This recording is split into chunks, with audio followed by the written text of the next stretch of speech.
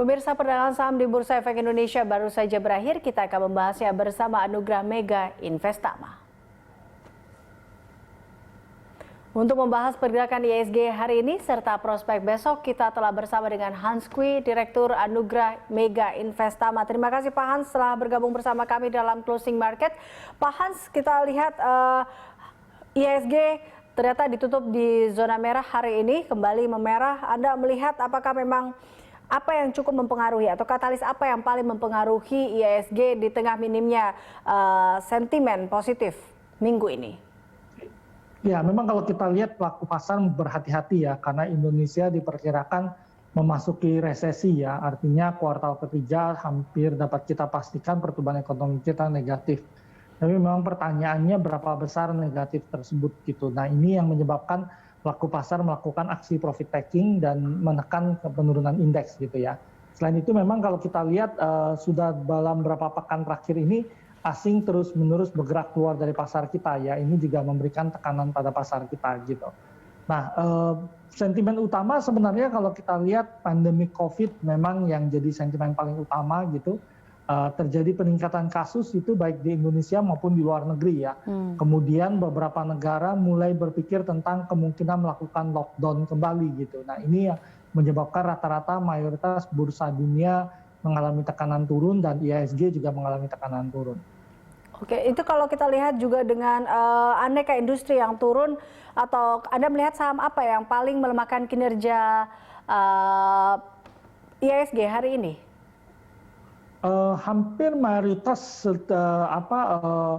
indeks ini tertekan turun ke bawah ya sebenarnya gitu ya. Jadi rata-rata orang sekarang melakukan aksi profit taking dulu ya.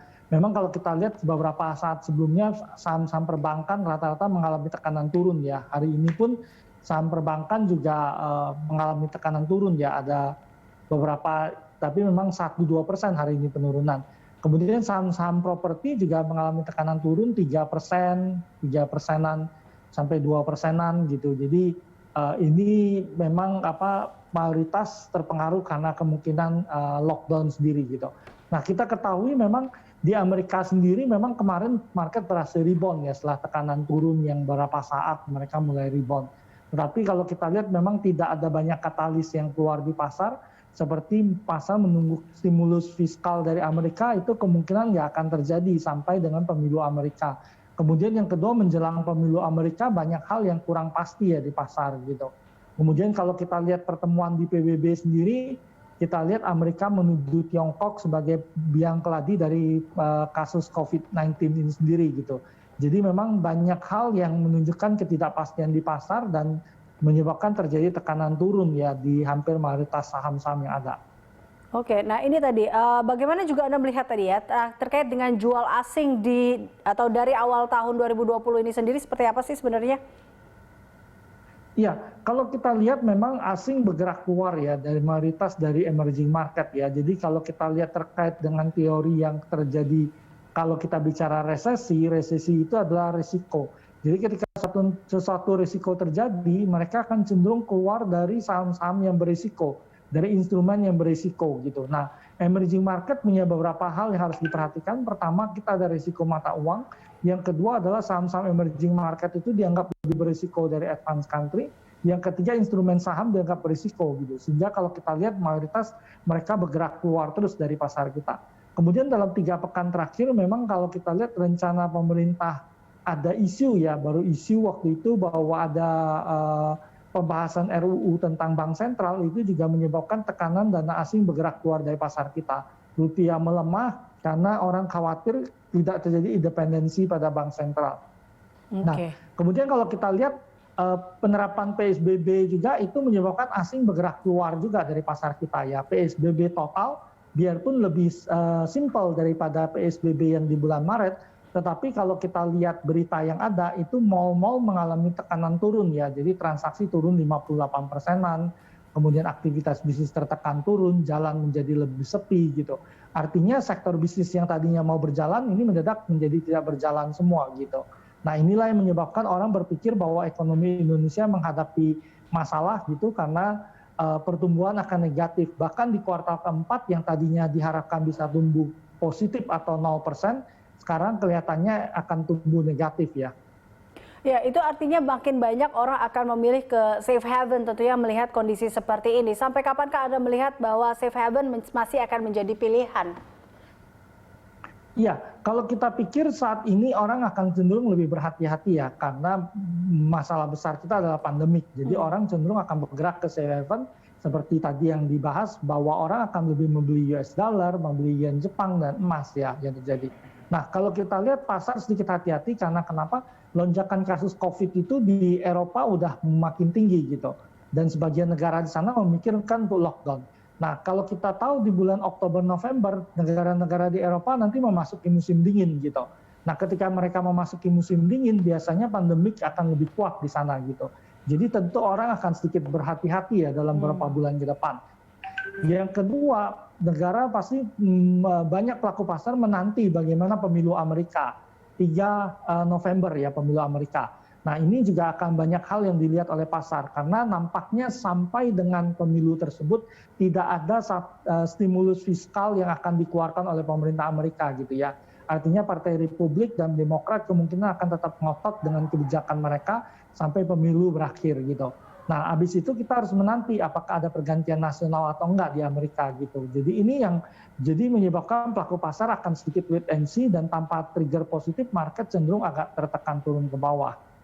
Ya, nah ini tadi Anda di awal mengatakan bahwa salah satu sentimen yang berpengaruh adalah terkait dengan PSBB ini dan ini menjadi sebuah sentimen negatif. Tapi melihat hal itu ada juga yang merasakan positif dari PSBB ini. Sektor dan juga emiten apa sih yang sebenarnya meraih kinerja positif di kala PSBB ini sebenarnya Pak Hans? Ya, kalau sejujurnya mungkin nggak banyak, lebih banyak yang tertekan ya. Kalau kita lihat orang selalu mengatakan saham teknologi diuntungkan ketika ada lockdown, ada PSBB. Tapi ketika kita melihat saham seperti Telkom sendiri, ketika terjadi PSBB, mereka kinerjanya juga agak tertekan turun. Artinya sektor korporasi yang berlangganan mereka itu mengalami tekanan turun gitu. Jadi tidak terlalu positif juga gitu. Kemudian kalau kita lihat consumer good memang cenderung bertahan ya, tetapi tidak meraih keuntungan dari PSBB sendiri gitu. Kemudian ada yang berpikir bahwa farmasi mungkin akan lebih diuntungkan ketika pandemik belum berakhir. Memang sebagian emiten ya, kalau kita seperti Soho ya, yang baru go public itu, farmasi dia mengalami peningkatan permintaan ya, karena dia ada produksi imbos, kemudian kurkuma, itu kan meningkatkan daya tahan tubuh sehingga demand-nya ada naik. Tetapi secara umum investor atau sektor farmasi sebenarnya mengalami tekanan ya.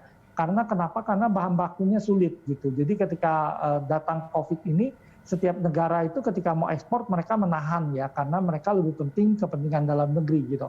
Sehingga ini menyebabkan kemungkinan perusahaan farmasi kita itu biarpun demand-nya besar, tetapi kemampuan mereka memenuhi produksi agak terganggu gitu. Oleh karena itu kalau kita lihat kenapa harga obat, harga suplemen naik ini lebih karena gangguan pasokan, bukan karena ada permainan ya, tapi lebih karena gangguan pasokan yang terjadi karena bahan baku yang terganggu di pasar. Oke, baik. Pak Hans, melihat IHSG beberapa hari ini berada di zona merah, Anda sendiri melihat peluang IHSG besok akan seperti apa Pak Hans? Ya, nampaknya kita harus sedikit hati-hati ya. Jadi pelaku pasar mulai khawatir gitu, di global juga mulai kelihatan khawatir karena nampaknya negara-negara Eropa nampaknya akan memilih melakukan lockdown ya.